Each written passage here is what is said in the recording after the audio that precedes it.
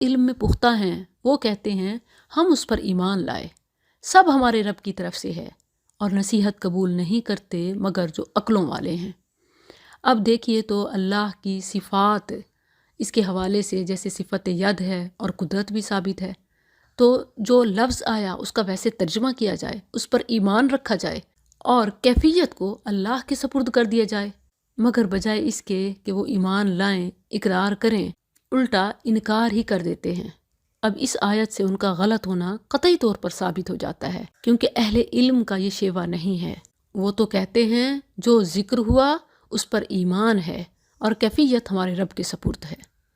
آگے اس کی دعا بھی ہے، ربنا لا تزغ قلوبنا، اے ہمارے رب ہمارے دل ٹیڑھے نہ کر اس کے بعد کہ تو نے ہمیں ہدایت دی، اور ہمیں اپنے پاس سے رحمت عطا فرما، بے شک تو ہی بے حد عطا کرنے والا ہے۔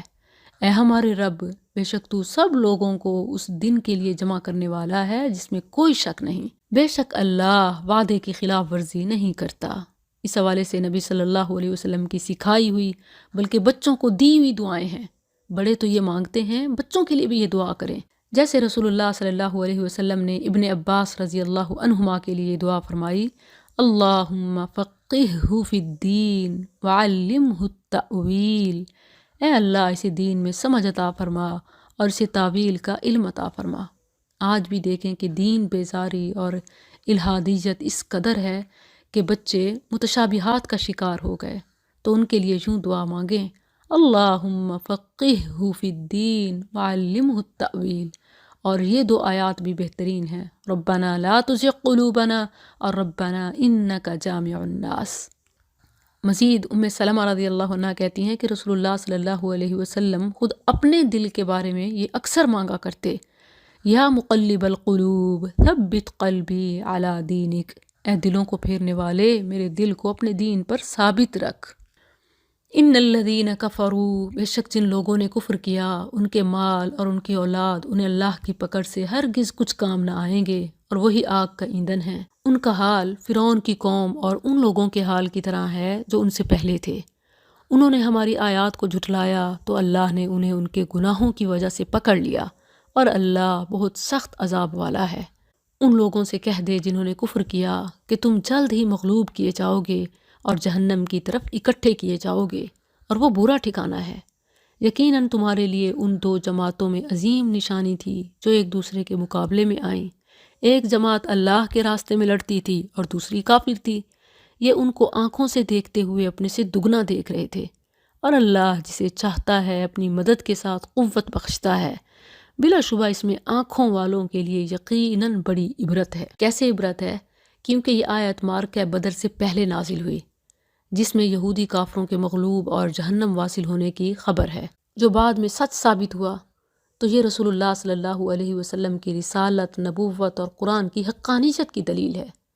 زُجِّنَ لِلنَّاسِ، لوگوں کے لیے نفسانی خواہشوں کی محبت مزین کی گئی ہے، جو عورتیں اور بیٹے اور سونے اور چاندی کے جمع کیے ہوئے خزانے اور نشان لگائے ہوئے گھوڑے اور مویشی اور کھیتی ہیں، یہ دنیا کی زندگی کا سامان ہے، اور اللہ ہی ہے جس کے پاس اچھا ٹھکانہ ہے۔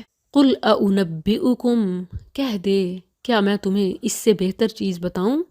جو لوگ متقی بنے ان کے لیے ان کے رب کے پاس باغات ہیں جن کے نیچے سے نہریں بہتی ہیں، ان میں ہمیشہ رہنے والے ہیں، اور نہایت پاک صاف بیویاں، اور اللہ کی جانب سے عظیم خوشنودی ہے، اور اللہ بندوں کو خوب دیکھنے والا ہے۔ جو کہتے ہیں ربنا اننا آمنا فاغفر لنا ذنوبنا وقنا عذاب النار، اے ہمارے رب بے شک ہم ایمان لائے سو ہمیں ہمارے گناہ بخش دے اور ہمیں آگ کے عذاب سے بچا۔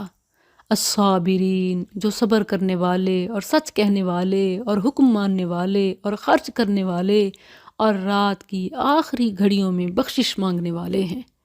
اللہ نے گواہی دی کہ بے شک حقیقت یہ ہے کہ اس کے سوا کوئی معبود نہیں، اور فرشتوں نے اور علم والوں نے بھی اس حال میں کہ وہ انصاف پر قائم ہے، اس کے سوا کوئی معبود نہیں، سب پر غالب کمال حکمت والا ہے۔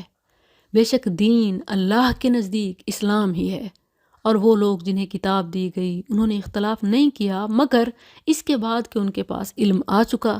آپس میں ضد کی وجہ سے، اور جو اللہ کی آیات کا انکار کرے تو بے شک اللہ بہت جلد حساب لینے والا ہے۔ پھر اگر وہ تجھ سے جھگڑا کریں تو کہہ دے میں نے اپنا چہرہ اللہ کے تابع کر دیا، اور اس نے بھی جس نے میری پیروی کی، اور ان لوگوں سے جنہیں کتاب دی گئی ہے اور ان پڑھ لوگوں سے کہہ دے کیا تم تابع ہو گئے؟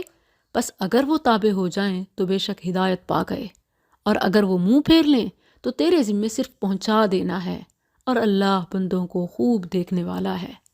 ان الذین یکفرون، بے شک جو لوگ اللہ کی آیات کا انکار کرتے ہیں اور نبیوں کو کسی حق کے بغیر قتل کرتے ہیں، اور لوگوں میں سے جو انصاف کرنے کا حکم دیتے ہیں انہیں قتل کرتے ہیں، سو انہیں ایک دردناک عذاب کی خوشخبری سنا دے۔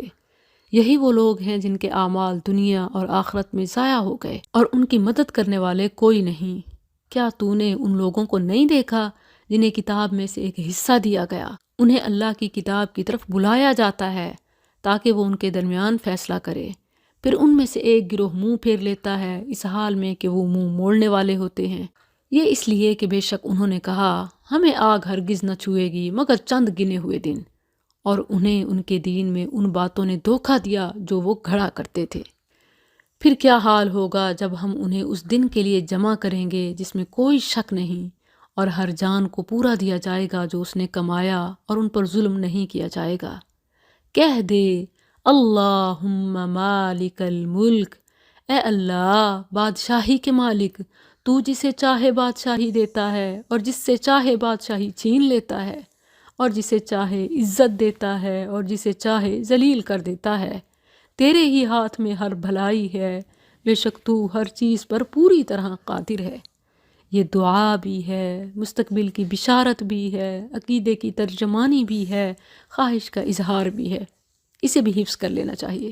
اور اگلی آیت بھی، تو رات کو دن میں داخل کرتا ہے اور تو دن کو رات میں داخل کرتا ہے، اور تو زندہ کو مردہ سے نکالتا ہے اور تو مردہ کو زندہ سے نکالتا ہے، اور تو جسے چاہے کسی حساب کے بغیر رزق دیتا ہے۔ اس سے موسموں کے اعتبار سے رات اور دن کے بڑھنے اور گھٹنے کی طرف اشارہ ہے۔ ایک ہی وقت کبھی رات کا حصہ بن جاتا ہے اور کبھی دن کا، اسی طرح رات دن میں داخل ہو جاتی ہے اور دن رات میں۔ مردہ سے زندہ یعنی کافر سے مسلمان، جیسے آزر سے ابراہیم علیہ السلام، پھر نطفے سے حیوان، انڈے سے پرندہ، اور زندہ سے مردہ جیسے نوح علیہ السلام سے کنعان، اور حیوان اور پرندے سے نطفہ اور انڈا۔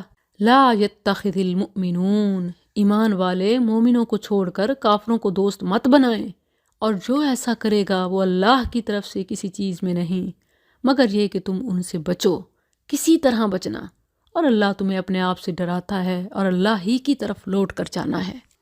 کہہ دے اگر تم اسے چھپاؤ جو تمہارے سینوں میں ہے یا اسے ظاہر کرو، اللہ اسے جان لے گا، اور وہ جانتا ہے جو کچھ آسمانوں میں ہے اور جو زمین میں ہے، اور اللہ ہر چیز پر پوری طرح قادر ہے۔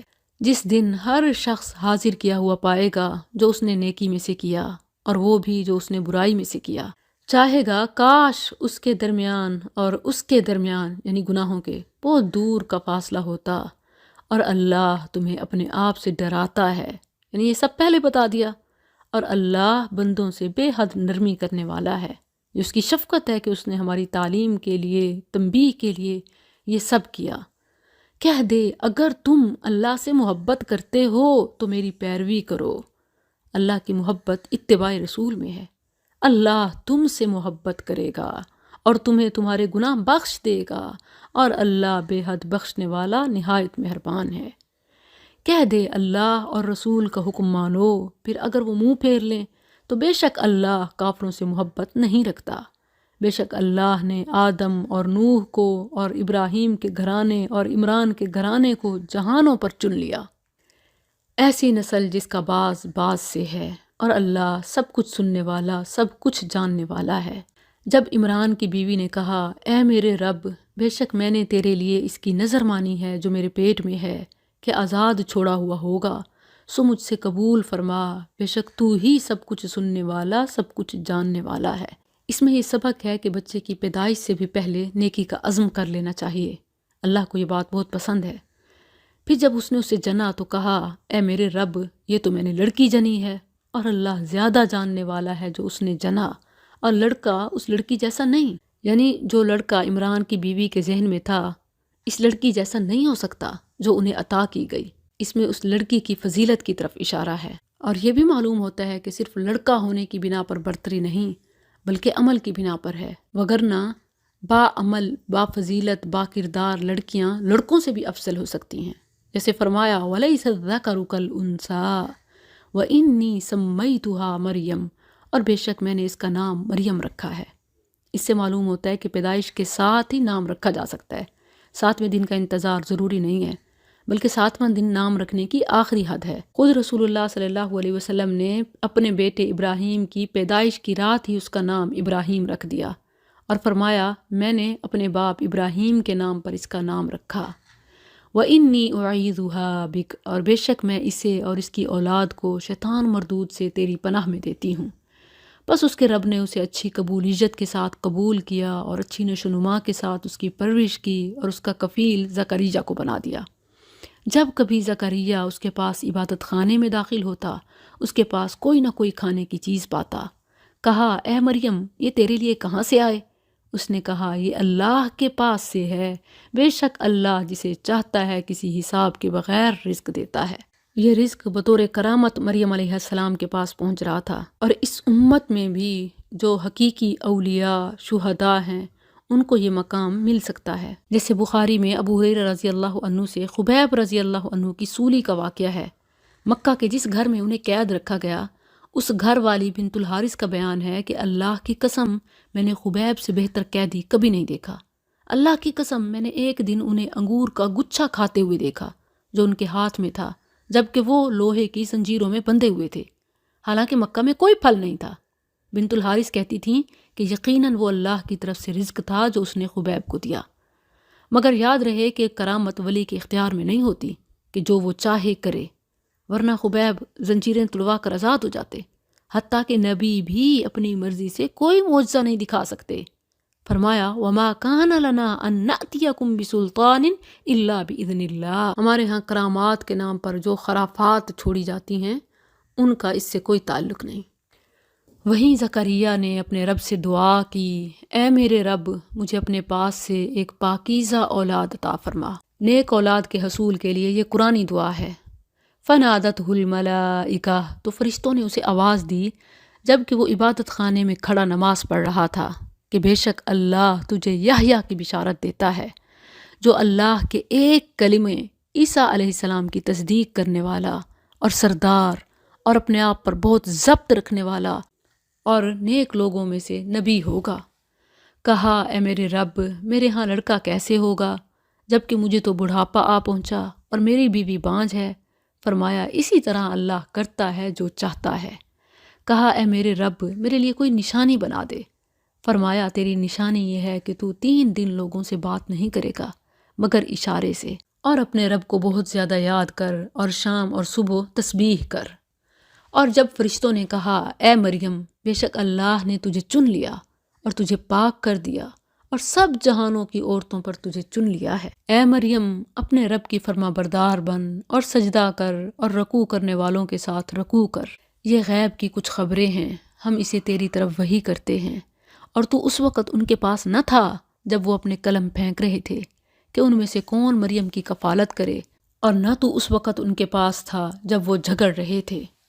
اذ قالت الملائکہ، جب فرشتوں نے کہا اے مریم بے شک اللہ تجھے اپنی طرف سے ایک کلمے کی بشارت دیتا ہے، یعنی اللہ کن فرمائے گا اور بچہ ہو جائے گا جس کا نام مسیح عیسیٰ بن مریم ہے، دنیا اور آخرت میں بہت مرتبے والا اور مقرب لوگوں سے ہوگا اور لوگوں سے گہوارے میں بات کرے گا اور ادھیڑ عمر میں بھی اور نیک لوگوں سے ہوگا۔ اس نے کہا اے میرے رب میرے ہاں لڑکا کیسے ہوگا حالانکہ کسی بشر نے مجھے ہاتھ نہیں لگایا؟ فرمایا اسی طرح اللہ پیدا کرتا ہے جو چاہتا ہے، جب وہ کسی کام کا فیصلہ کر لیتا ہے تو اس سے یہی کہتا ہے کن ہو جا تو وہ ہو جاتا ہے، اور وہ اسے کتاب اور حکمت اور تورات اور انجیل سکھائے گا اور بنی اسرائیل کی طرف رسول ہوگا کہ بے شک میں تمہارے پاس رب کی طرف سے عظیم نشانی لے کر آیا ہوں کہ بے شک میں تمہارے لیے مٹی سے پرندے کی شکل کی مانند بناتا ہوں، پھر اس میں پھونک مارتا ہوں تو وہ اللہ کے حکم سے پرندہ بن جاتی ہے، اور میں اللہ کے حکم سے پیدائشی اندھے اور برس والے کو تندرست کرتا ہوں اور مردوں کو زندہ کر دیتا ہوں، اور تمہیں بتا دیتا ہوں جو کچھ تم اپنے گھروں میں کھاتے اور جو ذخیرہ کرتے ہو۔ بے شک اس میں تمہارے لیے ایک نشانی ہے اگر تم مومن ہو، اور اس کی تصدیق کرنے والا ہوں جو مجھ سے پہلے تورات سے ہے، اور تاکہ میں تمہارے لیے بعض وہ چیزیں حلال کر دوں جو تم پر حرام کی گئی تھیں، اور میں تمہارے پاس تمہارے رب کی طرف سے عظیم نشانی لے کر آیا ہوں، سو اللہ سے ڈرو اور میرا کہنا مانو۔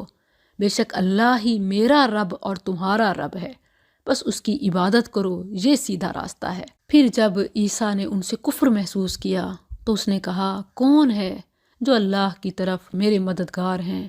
حواریوں نے کہا، ہم اللہ کے مددگار ہیں، ہم اللہ پر ایمان لائے اور گواہ ہو جا کہ بے شک ہم فرمانبردار ہیں۔ ربنا آمنا بما انزلت واتبعنا الرسول فاکتبنا مع الشاہدین۔ اے ہمارے رب، ہم اس پر ایمان لائے جو تو نے نازل فرمایا اور ہم رسول کے پیروکار بن گئے، سو تو ہمیں شہادت دینے والوں کے ساتھ لکھ لے۔ یہ شہید بننے کی اور اسی طرح شاہد یعنی نیکی کے گواہ بننے کی دعا ہے۔ اللہ عز و جل ہم سب کو بھی بنائے۔ وَمَكَرُوا وَمَكَرَ اللَّهُ، اور انہوں نے خفیہ تدبیر کی اور اللہ نے بھی خفیہ تدبیر کی، اور اللہ سب خفیہ تدبیر کرنے والوں سے بہتر ہے۔ یہ ان کے ارادہ قتل کا جواب ہے۔ اذ قال اللہ، جب اللہ نے فرمایا، اے عیسیٰ، بے شک میں تجھے قبض کرنے والا ہوں اور تجھے اپنی طرف اٹھانے والا ہوں، اور تجھے ان لوگوں سے پاک کرنے والا ہوں جنہوں نے کفر کیا، اور ان لوگوں کو جنہوں نے تیری پیروی کی قیامت کے دن تک ان لوگوں کے اوپر کرنے والا ہوں جنہوں نے کفر کیا۔ پھر میری ہی طرف تمہارا لوٹ کر آنا ہے، تو میں تمہارے درمیان اس چیز کے بارے میں فیصلہ کروں گا جس میں تم اختلاف کیا کرتے تھے۔ پھر جن لوگوں نے تو کفر کیا سو میں انہیں دنیا اور آخرت میں عذاب دوں گا، بہت سخت عذاب، اور کوئی ان کی مدد کرنے والے نہیں۔ اور رہے وہ لوگ جو ایمان لائے اور انہوں نے نیک اعمال کیے تو وہ انہیں ان کے اجر پورے دے گا، اور اللہ ظالموں سے محبت نہیں کرتا۔ یہ ہے جسے ہم آیات اور پر حکمت نصیحت میں سے تجھ پر پڑھتے ہیں۔ ان مثل عیسیٰ، بے شک عیسیٰ کی مثال اللہ کے نزدیک آدم کی مثال کی طرح ہے کہ اسے تھوڑی سی مٹی سے بنایا، پھر اسے فرمایا ہو جا، سو وہ ہو جاتا ہے۔ یہ حق تیرے رب کی طرف سے ہے، سو تو شک کرنے والوں سے نہ ہو۔ پھر جو شخص تجھ سے اس کے بارے میں جھگڑا کرے اس کے بعد کہ تیرے پاس علم آ چکا، تو کہہ دے، آؤ ہم اپنے بیٹوں اور تمہارے بیٹوں کو بلا لیں، اور اپنی عورتوں اور تمہاری عورتوں کو بھی، اور اپنے آپ کو اور تمہیں بھی، پھر گڑ گڑا کر دعا کریں، بس جھوٹوں پر اللہ کی لعنت بھیجیں۔ بلا شبہ یہ یقیناً یہی سچا بیان ہے، اور اللہ کے سوا کوئی بھی معبود نہیں، اور بلا شبہ اللہ یقیناً وہی سب پر غالب کمال حکمت والا ہے۔ پھر اگر وہ پھر جائیں تو بے شک اللہ فساد کرنے والوں کو خوب جاننے والا ہے۔ سورت کے شروع سے لے کر یہاں تک اللہ تعالیٰ کی توحید، مسیح علیہ السلام کی ولادت کا بیان اور ان کا اللہ یا اللہ کا بیٹا نہ ہونا زبردست علمی دلائل کے ساتھ بیان ہوا۔ اب حکم ہوا کہ جو شخص اتنے واضح دلائل کے بعد بھی نہ مانے اور عناد پر اتر آئے تو اس سے بحث کا کوئی فائدہ نہیں، پھر انہیں مباہلہ کی دعوت دو۔ اور مباہلہ کی صورت یہ ہے کہ آؤ ہم اپنے بیٹوں اور تمہارے بیٹوں کو بلا لیں، اپنی عورتوں تمہاری عورتوں کو، خود تم بھی اور خود ہم بھی، پھر گڑ گڑا کر دعا کریں تو جھوٹوں پر اللہ کی لعنت ہوگی۔ مسلم میں ہے کہ جب یہ آیت نازل ہوئی، نبی صلی اللہ علیہ وسلم نے علی، فاطمہ اور حسن و حسین رضی اللہ عنہم کو بلایا اور فرمایا، اللہم ہؤلاء اہلی، اے اللہ یہ میرے اہل ہیں۔ یعنی آپ صلی اللہ علیہ وسلم تو مباہلہ کے لیے تیار ہو گئے، مگر اہل نجران مباہلہ سے ڈر گئے اور انہوں نے جزیہ دینا منظور کر لیا۔ قل یا اہل الکتاب، کہہ دے اے اہل کتاب، آؤ ایک ایسی بات کی طرف جو ہمارے درمیان اور تمہارے درمیان برابر ہے، یہ کہ ہم اللہ کے سوا کسی کی عبادت نہ کریں اور اس کے ساتھ کسی چیز کو شریک نہ کریں، اور ہم میں سے کوئی کسی کو اللہ کے سوا رب نہ بنائے۔ پھر اگر وہ پھر جائیں تو کہہ دو، گواہ رہو کہ بے شک ہم فرما بردار ہیں، یعنی اسی پر قائم ہیں۔ یا اہل الکتاب، اے اہل کتاب، تم ابراہیم کے بارے میں کیوں جھگڑتے ہو؟ یہ یہود و نصارہ کو کہا جا رہا ہے کیونکہ ان میں سے ہر ایک کہتے کہ ہم ابراہیم علیہ السلام کے دین پر ہیں، تو کہا گیا کہ یہودیت اور نصرانیت تو آ ہی ان کے بعد میں، پھر ابراہیم علیہ السلام اس پر کیسے ہوئے؟ وما انزلت التوراۃ والانجیل الا من بعد، جبکہ تورات اور انجیل تو نازل ہی اس کے بعد کی گئی ہیں، تو کیا تم سمجھتے نہیں؟ دیکھو تم وہ لوگ ہو کہ تم نے اس بات میں جھگڑا کیا جس کے متعلق تمہیں کچھ علم تھا، تو اس بات میں کیوں جھگڑتے ہو جس کا تمہیں کچھ علم نہیں؟ اور اللہ جانتا ہے اور تم نہیں جانتے۔ ابراہیم نہ یہودی تھا اور نہ نصرانی، بلکہ ایک طرف والا فرمانبردار تھا اور مشرکوں سے نہ تھا۔ بے شک سب لوگوں سے ابراہیم کے زیادہ قریب یقیناً وہی لوگ ہیں جنہوں نے اس کی پیروی کی، اور یہ نبی اور وہ لوگ جو ایمان لائے، اور اللہ ہی ایمان والوں کا دوست ہے۔ اہل کتاب کی ایک جماعت نے چاہا کاش وہ تمہیں گمراہ کر دیں، حالانکہ وہ اپنے سوا کسی کو گمراہ نہیں کر رہے اور وہ شعور نہیں رکھتے۔ اے اہل کتاب، تم کیوں اللہ کی آیات سے کفر کرتے ہو حالانکہ تم خود گواہی دیتے ہو؟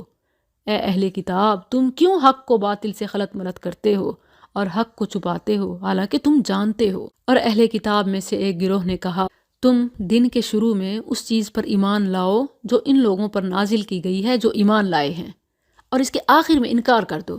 چونکہ اس سے ایک برا امیج جاتا ہے تو لوگوں کو کنفیوز کرنے کے لیے انہوں نے یہ پالیسی بنائی، اور یہ بھی کہا کہ وَلَا تُؤْمِنُوا إِلَّا لِمَن تَبِعَ دِينَكُمْ، کسی کے لیے مت مانو سوائے اس کے جو تمہارے دین کی پیروی کرے۔ کہہ دے اصل ہدایت تو اللہ کی ہدایت ہے۔ ان کی اصل ضد اس لیے تھی کہ وہ یہ ماننے کو ہی تیار نہیں تھے کہ جو کچھ تمہیں دیا گیا ہے اس جیسا کسی اور کو بھی دیا جائے گا، یا وہ تم سے تمہارے رب کے پاس جھگڑا کریں گے۔ کہہ دے بے شک سب فضل اللہ کے ہاتھ میں ہے، وہ اسے جس کو چاہتا ہے دیتا ہے، اور اللہ وسعت والا سب کچھ جاننے والا ہے، اپنی رحمت کے ساتھ خاص کرتا ہے جسے چاہتا ہے، اور اللہ بہت بڑے فضل والا ہے۔ یہی احساسات ہم سب کے دلوں میں ہوتے ہیں اپنے رب کے لیے، تو یہ الفاظ ترجمانی ہے۔ رسول اللہ صلی اللہ علیہ وسلم اپنے رب سے یوں بھی مانگتے، اللہم مصرف القلوب صرف قلوبنا علی طاعتک ومن اہل الکتاب، اور اہل کتاب میں سے بعض وہ ہے کہ اگر تو اس کے پاس ایک خزانہ امانت رکھ دے وہ اسے تیری طرف ادا کر دے گا، اور ان میں سے بعض وہ ہے کہ اگر تو اس کے پاس ایک دینار امانت رکھے وہ اسے تیری طرف ادا نہیں کرے گا مگر جب تک تو اس کے اوپر کھڑا رہے۔ یہ اس لیے کہ انہوں نے کہا ہم پر ان پڑھوں کے بارے میں گرفت کا کوئی راستہ نہیں، اور وہ اللہ پر جھوٹ کہتے ہیں حالانکہ وہ جانتے ہیں۔ قرآن کا انصاف یہ ہے کہ ان میں سے جو اچھا ہے اس کی صفت بیان کی، مگر ان کی ہیرا پھیری دیکھیے کہ مسلمانوں کو انصاف دینے کے بھی روا نہیں، اور مسلمانوں پر ظلم زیادتی اپنا پیدائشی حق سمجھتے ہیں۔ اور یہ صرف اس دور کی بات نہیں بلکہ آج بھی ایسا ہے، بلکہ ان کے عدالتی قوانین میں یہ بات واضح طور پر رقم ہے کہ اگر کسی یہودی نصرانی کے مقابلے میں مسلمان آ جائے اور سچا بھی ہو، پھر بھی مسلمان کو اس کے اسلام کی بنا پر محروم ہی رکھا جائے۔ یہ وہی اسلاموفوبیا ہے جس کا ذکر قرآن نے کر دیا۔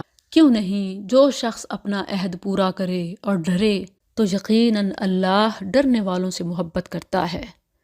بے شک جو لوگ اللہ کے عہد اور اپنی قسموں کے عوض تھوڑی قیمت لیتے ہیں وہ لوگ ہیں کہ ان کے لیے آخرت میں کوئی حصہ نہیں، اور اللہ قیامت کے دن نہ ان سے بات کرے گا، نہ ان کی طرف دیکھے گا، اور نہ انہیں پاک کرے گا، اور ان کے لیے دردناک عذاب ہے۔ مسلم میں نبی صلی اللہ علیہ وسلم کا فرمان ہے کہ 3 ایسے اشخاص ہیں جن سے نہ تو اللہ کلام کرے گا، نہ قیامت کے دن ان کی طرف دیکھے گا، اور نہ ان کو پاک کرے گا۔ ایک اپنے کپڑے کو لٹکانے والا یعنی مرد ٹخنوں سے نیچے، اور دوسرا احسان کر کے جتلانے والا، اور تیسرا اپنے سامان کو جھوٹی قسم کے ساتھ بیچنے والا۔ العیاذ باللہ۔ وَإِنَّ مِنْهُمْ، اور بے شک ان میں سے یقیناً کچھ لوگ ایسے ہیں جو کتاب پڑھنے کے ساتھ اپنی زبانیں مروڑتے ہیں تاکہ تم اسے کتاب میں سے سمجھو حالانکہ وہ کتاب میں سے نہیں، اور کہتے ہیں یہ اللہ کی طرف سے ہے حالانکہ وہ اللہ کی طرف سے نہیں، اور اللہ پر جھوٹ کہتے ہیں حالانکہ وہ جانتے ہیں۔ کسی بشر کا حق نہیں کہ اللہ اسے کتاب، حکم اور نبوت دے پھر وہ لوگوں سے کہے کہ اللہ کو چھوڑ کر میرے بندے بن جاؤ، اور لیکن رب والے بنو، اس لیے کہ تم کتاب سکھایا کرتے تھے اور اس لیے کہ تم پڑھا کرتے تھے۔ اللہ نے نبیوں کو بھی یہ اجازت نہیں دی کہ وہ لوگوں کو اپنی طرف مائل کریں۔ یہاں تو مریدین اپنے اپنے اماموں اور پیروں فقیروں کے کلمے پڑھتے نظر آتے ہیں۔ وَلَا يَأْمُرَكُمْ، اور نہ یہ حق ہے کہ تمہیں حکم دے کہ فرشتوں اور نبیوں کو رب بنا لو۔ کیا وہ تمہیں کفر کا حکم دے گا اس کے بعد کہ تم مسلم ہو؟ اور جب اللہ نے سب نبیوں سے پختہ عہد لیا کہ میں کتاب و حکمت میں سے جو کچھ تمہیں دوں، پھر تمہارے پاس کوئی رسول آئے جو اس کی تصدیق کرنے والا ہو جو تمہارے پاس ہے، تو اس پر ضرور ایمان لاؤ گے اور ضرور اس کی مدد کرو گے۔ فرمایا کیا تم نے اقرار کیا اور اس پر میرا بھاری عہد قبول کیا؟ انہوں نے کہا ہم نے اقرار کیا۔ فرمایا تو گواہ رہو اور تمہارے ساتھ میں بھی گواہوں سے ہوں۔ اس آیت کی روح سے رسول اللہ صلی اللہ علیہ وسلم کی اتباع تمام پر واجب ہے، اور آپ کے بعد پہلوں میں سے کسی نبی کی اتباع جائز نہیں۔ فمن تولا، پھر جو اس کے بعد پھر جائے تو یہی لوگ نافرمان ہیں۔ تو کیا وہ اللہ کے دین کے علاوہ کچھ اور تلاش کرتے ہیں؟ حالانکہ آسمانوں اور زمین میں جو بھی ہے خوشی اور ناخوشی سے اسی کا فرمانبردار ہے، اور وہ اسی کی طرف لوٹائے جائیں گے۔ کہہ دے ہم اللہ پر ایمان لائے اور اس پر جو ہم پر نازل کیا گیا، اور جو ابراہیم اور اسماعیل اور اسحاق اور یعقوب اور اس کی اولاد پر نازل کیا گیا، اور جو موسیٰ اور عیسیٰ اور دوسرے نبیوں کو ان کے رب کی طرف سے دیا گیا۔ ہم ان میں سے کسی ایک کے درمیان فرق نہیں کرتے، اور ہم اسی کے فرمانبردار ہیں۔ اور جو اسلام کے علاوہ کوئی اور دین تلاش کرے تو وہ اس سے ہرگز قبول نہ کیا جائے گا، اور وہ آخرت میں خسارہ اٹھانے والوں سے ہوگا۔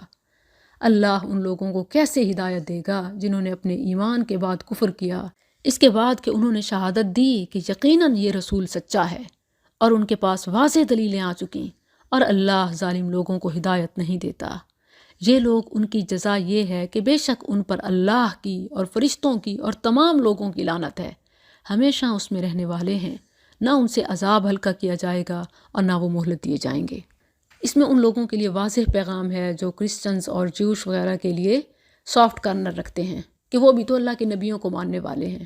نبی صلی اللہ علیہ وسلم کے بعد کسی نبی کی نبوت کا سکہ نہیں چلتا، مگر جن لوگوں نے اس کے بعد توبہ کی اور اصلاح کر لی تو یقیناً اللہ بے حد بخشنے والا نہایت مہربان ہے۔ بے شک وہ لوگ جنہوں نے اپنے ایمان کے بعد کفر کیا پھر کفر میں بڑھ گئے، ان کی توبہ ہرگز قبول نہ کی جائے گی، اور وہی لوگ سراسر گمراہ ہیں۔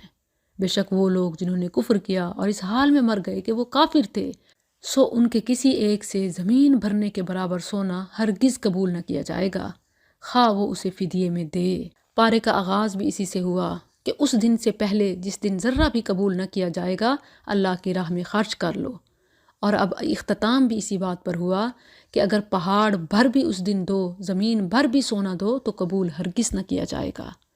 اولئک لہم عذاب علیم، یہ لوگ ہیں کہ جن کے لیے دردناک عذاب ہے اور ان کے لیے کوئی مدد کرنے والے نہیں۔